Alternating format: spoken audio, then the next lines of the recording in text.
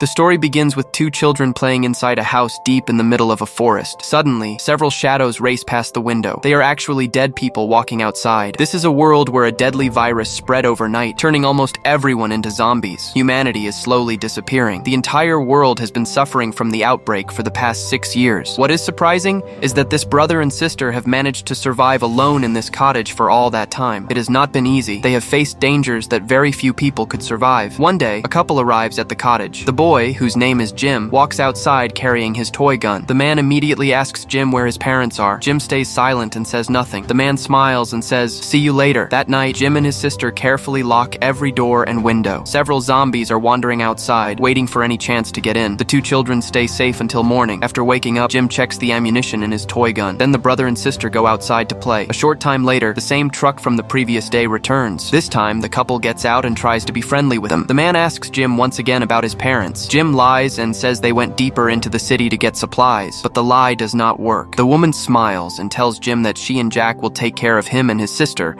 until their parents come back. After seeing that the house is full of food and supplies, the couple quickly decides to stay there for a few days. The man, whose name is Jack, says he is going outside to hide the vehicle. It almost seems like they are running from someone and trying not to be found. Around midnight, Jim overhears the couple talking. They seem very happy to be staying there. For safety, Jim and his sister hide inside their secure room. This is the reason they have managed to stay alive all these years. The next morning, Jack has already prepared breakfast. He acts as if he has always lived in the house. Jim sits quietly with an innocent expression on his face. Then he calmly says that all of this will be over soon. That night, Jim sits silently by himself. A moment later, his dog comes over to him. It looks as if the dog is trying to tell him something. Without wasting any time, Jim picks up his sister and locks her inside the safe room again. Downstairs, the couple is still lost in their own world. They have no idea that death is already heading toward their door. A little later, the woman goes into another room to use the bathroom. As she looks outside, she notices several zombies standing near the window. She immediately turns off the lights, hoping the zombies will leave. But suddenly, the back door bursts open. At that moment, Jack hears a scream. He instantly pulls out his gun and rushes toward the sound. When he arrives, he sees his girlfriend lying on the floor, covered in blood. That was the last time anyone ever saw that couple. Meanwhile, Jim and his sister continue playing outside as if nothing happened. Jim and his sister keep playing outside as if nothing had happened. At the same time,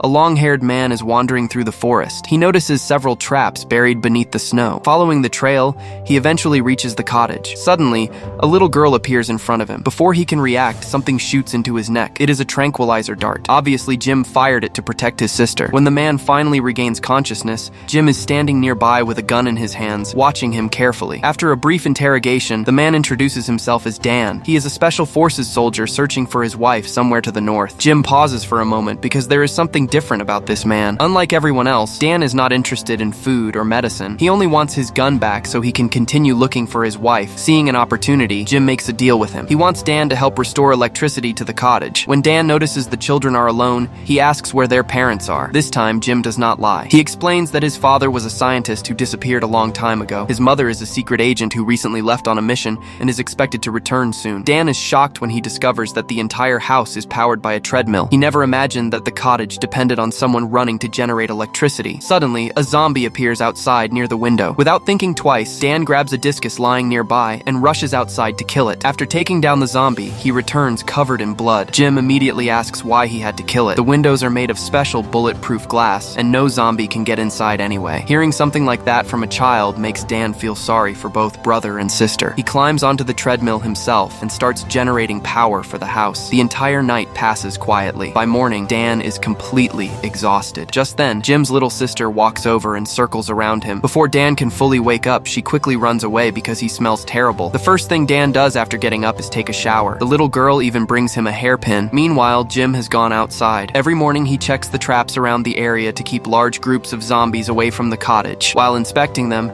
he finds a live zombie caught in one of the traps. Back inside the cottage after breakfast, Dan decides to visit the place where Jim's mother worked. On a table, he notices a photograph and a set of car keys. Without wasting any time, he heads toward the garage, but the vehicle inside is broken down. Then he notices a hidden room tucked away in one corner of the house. Assuming it is some kind of storage room, he starts moving toward it to take a look. Before he can open it, Jim stops him. After spending more than a day with Dan, the brother and sister have realized that he he is not a threat. Trusting him, they do not go into the safe room that night. However, something strange happens. Jim handcuffs himself. As Dan is getting ready to sleep, he hears a noise outside. Looking through the window, he sees Jim out on patrol. Jim returns to the trap he checked the previous day, where the zombie is still caught and has not been killed yet. Just then, Dan suddenly arrives at the trap. He assumes the zombie might be Jim's mother and believes Jim wants to put her out of her misery, but Jim raises his gun and stops him at the last second. Angry and frustrated, Dan returns to the cottage. He goes straight to the room he was forbidden to enter before and opens the door. Inside, he finds a blanket on the floor and deep scratch marks covering the walls. It is obvious that the room was built to keep zombies locked inside. A moment later, the sound of a vehicle echoes outside. Several survivors step out of it. However, their intentions are clearly not good. They pull out their guns and begin moving around the cottage. Dan stands where he is without a weapon. He refuses to take even a single step forward. Meanwhile, Jim returns from checking the surrounding area and watches everything from a distance. His little sister is standing at a second-floor window, waving her hand excitedly. Just as the intruders are about to notice her, Dan suddenly appears and pulls her away. Since all the doors and windows are securely locked, the intruders eventually give up and leave. After that dangerous incident, Jim trusts Dan even more and returns his weapons to him. Dan begins to feel that it is finally time for him to leave, but something inside him does not want to go. That night, he dreams that his wife is calling out to him. When he wakes up the next morning, he makes a major decision. He decides to take Jim and his sister with him while searching for his wife. That way, he can continue his mission and also keep the children safe. Jim does not hesitate for even a second. He refuses to leave with Dan. He has already made up his mind to stay at the cottage and wait for his mother to return. But suddenly, loud noises come from outside. The thieves have returned. This time, they have brought more people with them. The situation becomes even worse when they capture Jim's little sister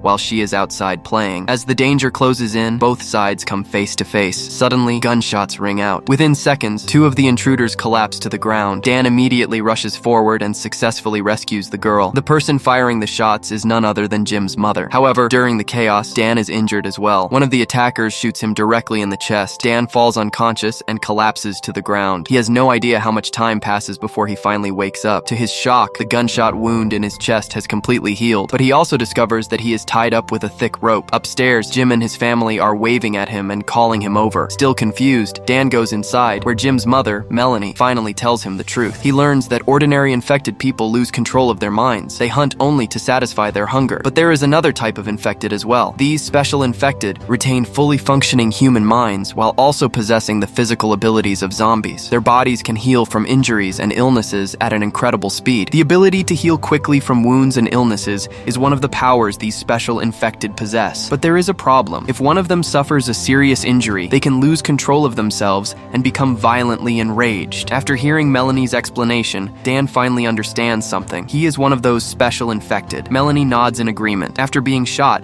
Dan should have either died from blood loss or been left in critical condition. Instead, he simply passed out and woke up as if nothing had happened. Then Melanie reveals something even more shocking. Jim is a special infected too. That means the couple who disappeared earlier were not killed by anyone else. Jim was the one who killed them after losing control of himself. That is why he handcuffs himself every night before going to sleep. Dan immediately remembers the room covered in scratch marks. That was where Jim stayed whenever he went through one of his transformations. Suddenly, the sound of a vehicle approaches the house. Holding her daughter in her arms, Melanie steps outside to meet a militia group. It seems she knows the white-bearded man leading them. They explain that his daughter ran away with a boy, and he has been searching for her with his men ever since. Melanie promises that if she finds any clues, she will inform him immediately. Satisfied with the answer, the man leaves with the rest of his group. That night, Dan asks Melanie about the history of the cottage. Melanie explains that the National Security Agency had predicted the virus outbreak before it happened. Because of that, they built a small number of secure homes in these isolated, snow-covered regions. The purpose was to keep their agents safe if society ever collapsed. Hearing this makes Dan angry. He believes Melanie and her agency should have warned ordinary people in advance. Maybe more lives could have been saved. Melanie lowers her head in shame. She explains that both Jim and his sister suffered from serious health problems since birth. Jim's father was a biological scientist. Knowing that Jim would not survive beyond the age of 3, he took a huge risk. He injected Jim with an antidote derived from the virus. As a result, Jim unknowingly became a special infected, but the outcome was tragic. One day, Jim lost control of himself and bit his own father. His father did not survive. Melanie had no other choice. She was forced to kill him herself. After hearing the story, Dan gains even more respect for the children's mother. Seeing Melanie's strength and courage makes him want to help her family in any way he can. As time passes, Melanie and her family begin trusting Dan more and more. One day, Jim's dog suddenly starts starts barking frantically as a warning. Jim immediately realizes what it means. He is about to lose control again. After locking himself inside the room,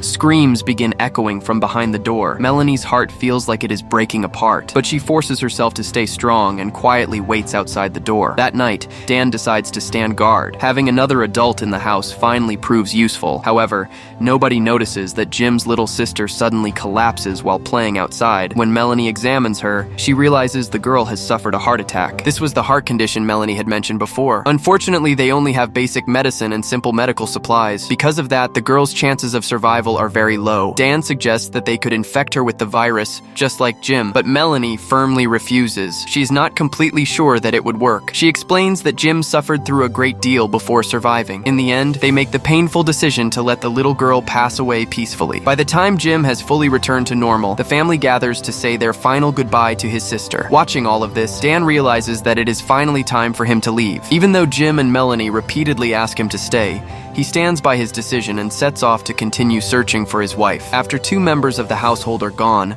the cottage suddenly feels empty to both Melanie and Jim. Not far away, deep in the forest, the white-bearded man's group discovers the vehicle that Jack had hidden. By pure coincidence, the white-bearded man has been searching for the same couple who previously tried to take over the cottage. Melanie's cottage happens to be the closest one to where the hidden vehicle was found. Because of that, the men decide to investigate her home. Meanwhile, Dan is sleeping out in the snow when he suddenly wakes up after hearing footsteps. Once the sounds stop, he steps outside and notices a trail of footprints leading directly toward Melanie's cottage. A deep sense of unease fills him. Without wasting any time, he rushes back. From a distance, Dan sees that the cottage is packed with militia members, including their leader. The white-bearded man begins questioning Melanie about his daughter. His men have found several belongings inside the house that once belonged to her. Melanie is trapped. She does not dare tell a lie. At the same time, Dan quietly slips past the guards and sneaks into the cottage from behind. Inside the kitchen, he finds Jim hiding. Once Dan learns how many enemies are inside the house, he pulls out his weapon. Moving like a shadow, he begins silently taking down the militia members one by one. When Dan finally reaches the main hall,